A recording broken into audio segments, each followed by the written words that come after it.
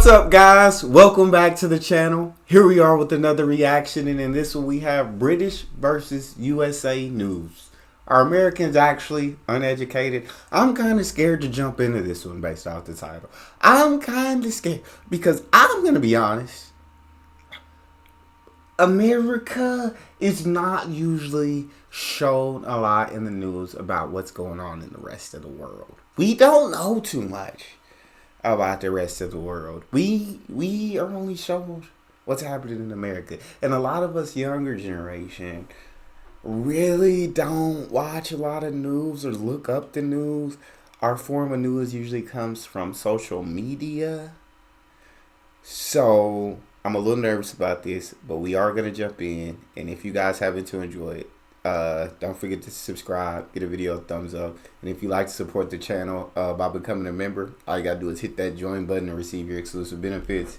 Let's dive into it. Hi and welcome back to the Girl Gone London channel. Today we are digging into the differences between news in the US and the UK. I think this is a more important topic than ever, understanding how people consume news and how the news is presented in each country, because there are some major differences. Let's start with how adults in each country consume the news. According to recent research, news websites and television are the top two means of getting the news in both countries, but TV news wins out in the UK still, but it's flipped in the US, where digital devices come above television. I thought Print and radio has also died out in the US at a higher percentage than the UK. 5% of Americans say they get their news through print and 6 to 7% through radio, while 22% of Brits say they still get news through radio, and a combined 20% say they get their news from some type of printed newspaper. And when I do say print, I am talking about the specifically printed piece of newspaper. The online versions of these newspapers are included in other parts of these statistics. Now, before we draw any big conclusions from these numbers, we need to look at each area individually to see what is actually available news-wise in each of these countries. I think TV news is the most interesting, so we'll save that until the end, and I'll explain why one of my friends once told me that they thought American TV news was all footage of squirrels riding skateboards. But let's start with bias, actually, because regardless of the source, whether you watch it on TV or are engaging with the news online, the vast majority of news in both countries, actually in all countries, is inherently biased. Yes, I don't know about the bias in the UK, but I know in the US, it just depends on what channel you're watching your news on. What channel you're watching your news on is going to depend on which bias that you're getting, because they're all, almost all of them. I won't say they're all because I don't know. But there's a lot of them that are biased. When you're getting it from social media, there's a lot of them that are biased. Certain websites, there's a lot of them that are biased. And so it's hard to get unbiased news. Straight reporting of literally nothing but the facts is almost impossible. Even if I were to tell you that I saw a dog with a blue collar walk past my window, which does seem like an unbiased statement, the words I use and what facts I include, what facts I leave out, and the order in which I tell you the facts are all at least slightly impacted by me, my experiences, and how I want to convey the information to you. Even if there's nothing controversial about a dog with a blue collar passing by my window, which by the way did not happen, but I do love dogs, so hopefully we're manifesting this happening. Anyway, the point is, bias is inherent within news, but obviously then you have left-wing or right-wing bias in both countries based on a news outlet's political leanings. In the US, this is a great chart. There's a lot on it here, so we'll point out some major US news outlets. Closer to the middle, we have ABC, NBC, and Forbes, though they are still put on the left of the middle. Then further left, you have CNN and MSNBC.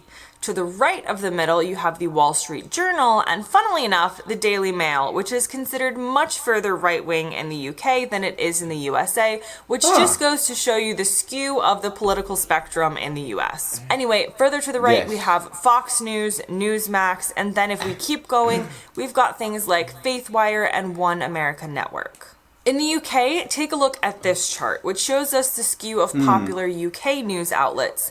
These are in print, with the red representing left wing and the blue representing right wing. So you have the Guardian and the Mirror as major left wing papers, with the Independent a little bit more central, then the Times, the Telegraph, the Sun, the Daily Express, and the Daily Mail as right wing. Then we can take a look at this chart, which has to do with who trusts which UK news brand based on their political leaning. It's a little confusing if you don't have time to study the chart, so I'll just point out some of the interesting observations. The most concentrated trust is in the BBC from all political leanings, and while there is constant debate over whether the BBC is right-wing or left-wing or really as centrist as they're supposed to be, they're definitely the most respected news source in the UK, according to research, and the most widely consumed by both the left and the right sides of the political spectrum. Channel 4 News also gets a bit of love in this chart from those who consider themselves center in political leanings, and then you've got papers like The Sun that bring both sides of the aisle together and how much they do not trust it. GB News is considered conservative media in the UK, with over 50% of right-wing people saying they trust it, according to this poll. But the Telegraph is also conservative media, but in a different way. They are more well-respected by those in the center and those on the left than GB News. So just because something does have a bias one way or the other, it does not make it equal or similar in trustworthiness. Overall, if you break it all down and do the research, UK media traditionally skews right, and US media traditionally skews at least slightly left based on political leaning within that country. We can't compare them outright because the political spectrum is different, but you can get an idea. And again, it's just annoying because it's like both news, let's say they're talking about the same event and they're completely different versions of that event, and both news outlets will give you whether they're leaning left or they're leaning right. And so it's like, as an American, like, you really have to do your own research.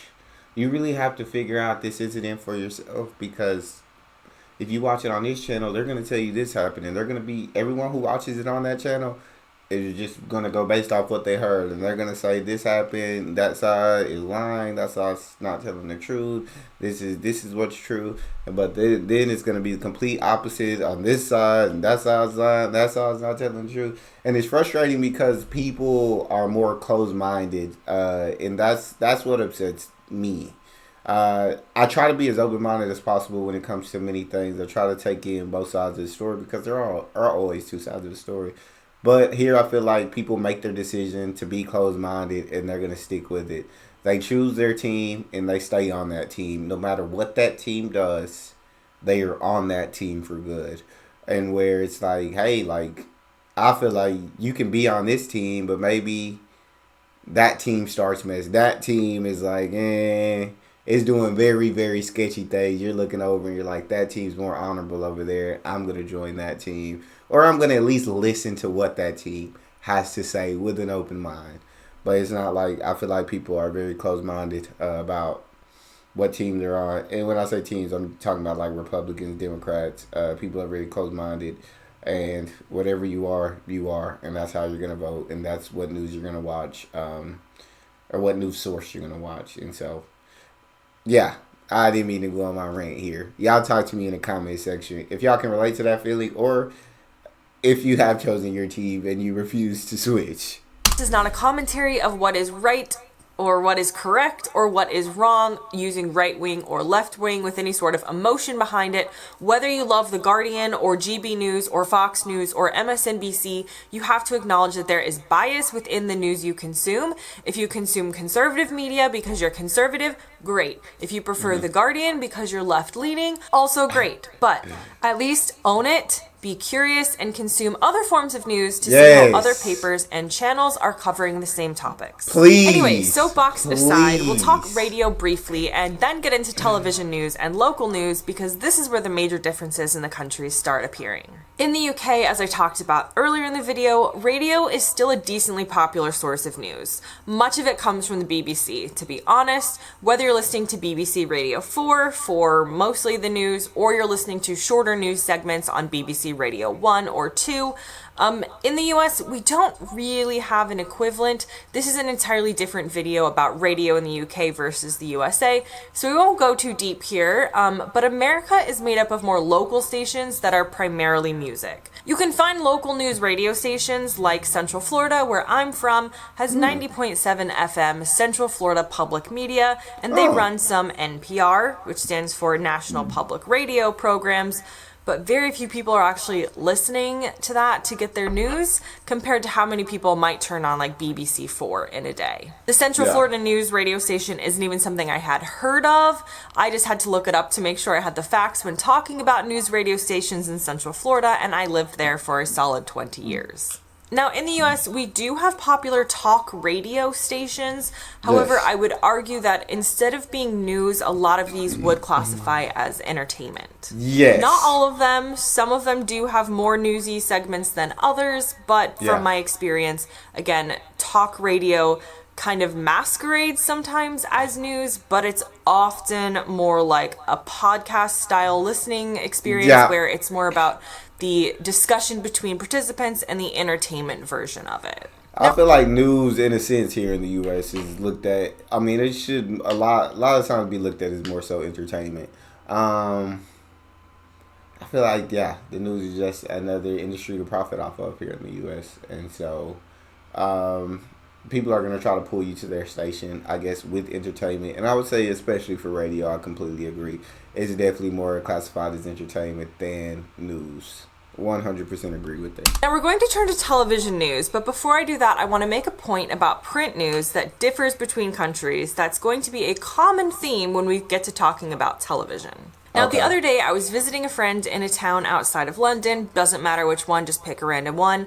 I went into an Asda and looked at the print news section to see what I could find. As I suspected, you essentially had choices of all the major national papers, most of the ones I had listed earlier, like The Guardian, The Telegraph, The Times, and if there's one thing these all share, like I said, it's that these are national papers. I couldn't find a local paper, and when I say local paper, I mean local to the town or at least the nearest city to where I was. My experience in the UK isn't unusual, as research shows that 273 out of 407 local authority districts do not have a local paper, and the ones that do are constantly closing down.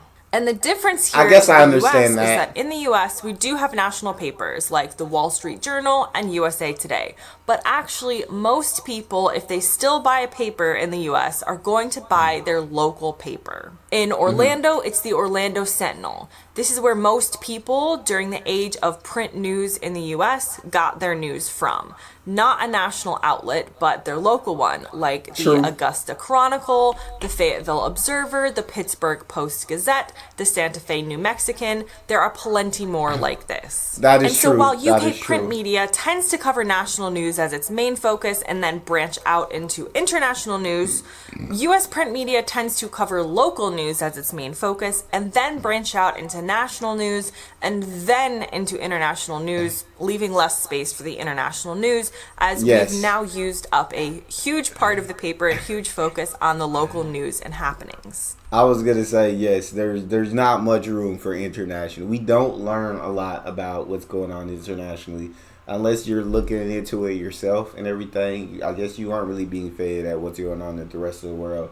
And so a lot of countries look at, I feel like USA is dumb and uneducated in a sense because we don't really know too much that's going on outside of the United States. And I understand why they would, because as adults, we are able to do our own research and everything. I kind of growing up, you never get kind of told what's going on in the rest of the world. And so when you're living in the USA, you're just kind of in a bubble. And a lot of the times you never really look outside that bubble. And it's just how, not saying that's good or that's right, but I'm saying that's how it is. The same thing happens in television. Television news in the UK tends to be much more national rather than local. There are local segments of TV news programming. So for the BBC, England is split into over 10 regions, and then one for Scotland, Wales, and Northern Ireland.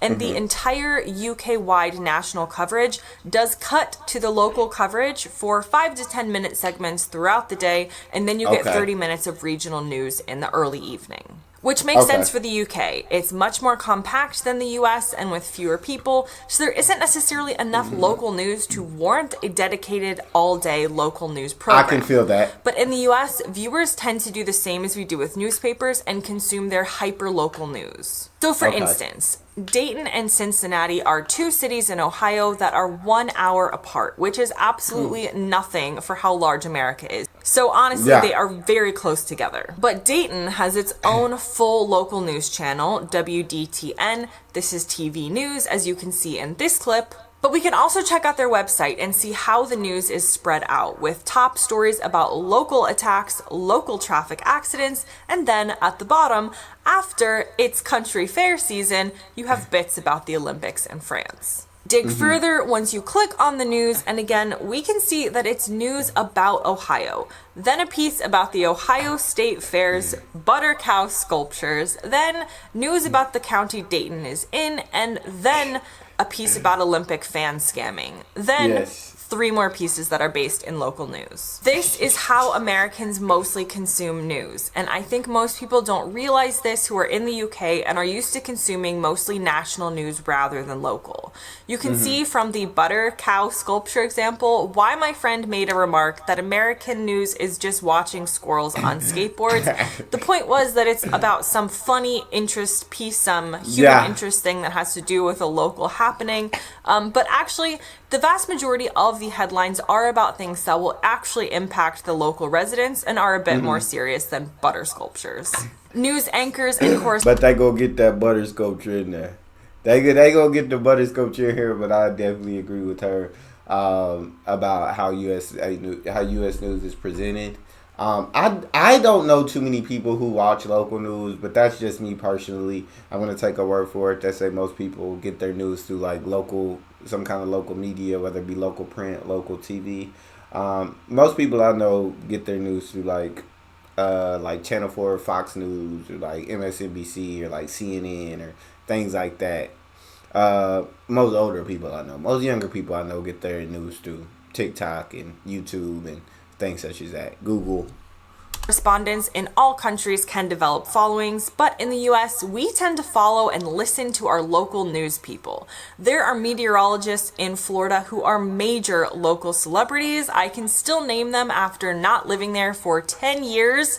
Tom Sorrells and Tom Terry, shout out to you. Then you've got East Idaho News in the state of Idaho that have actually gone viral every Christmas across YouTube for their Secret Santa pieces. Really? And honestly, if you want to cry for like 6 hours about the goodness of humanity, definitely check it out.